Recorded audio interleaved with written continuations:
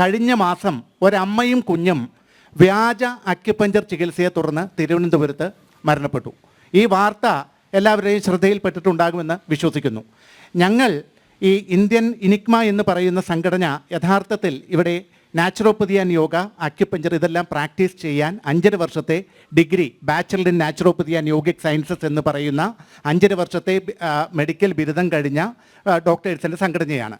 ഞങ്ങളുടെ പരാതി, ഇങ്ങനെ ഒരു സംഭവം ആരോഗ്യരംഗത്ത് വളരെയധികം മുന്നേറ്റം നടത്തിയെന്ന് അവകാശപ്പെടുന്ന കേരളത്തിൽ നടന്നിട്ടും ഇന്നും കൂണുപോലെ വ്യാജ അക്യുപഞ്ചർ ചികിത്സാ സ്ഥാപനങ്ങളും അതേപോലെ പ്രകൃതി ചികിത്സയുടെ പേര് മാറ്റി പ്രകൃതി വേറെന്തെങ്കിലും ആക്കും, ഇതേ രീതിയിലുള്ള പല രീതിയിലുള്ള ചികിത്സകൾ, വ്യാജ ചികിത്സകൾ ഇവിടെ കൊഴുത്ത് തിമർക്കുന്ന ഒരു കാഴ്ച കാണുന്നുണ്ട്. അതേപോലെ തന്നെ അന്യ സംസ്ഥാനത്തെ അംഗീകാരമില്ലാത്ത യൂണിവേഴ്സിറ്റികൾ, അന്യ രാജ്യത്തെ യൂണിവേഴ്സിറ്റികൾ, ഇവയിൽ നിന്നെല്ലാമുള്ള മെഡിക്കൽ ബിരുദം എന്ന് അവകാശപ്പെട്ടുകൊണ്ട് ഡോക്ടർ എന്ന് വെച്ച് ഇവിടെ പ്രാക്ടീസ് ചെയ്യുന്നവർ, ഇതൊരു സാമൂഹിക പ്രതിസന്ധിയാണ്, പ്രശ്നമാണ്.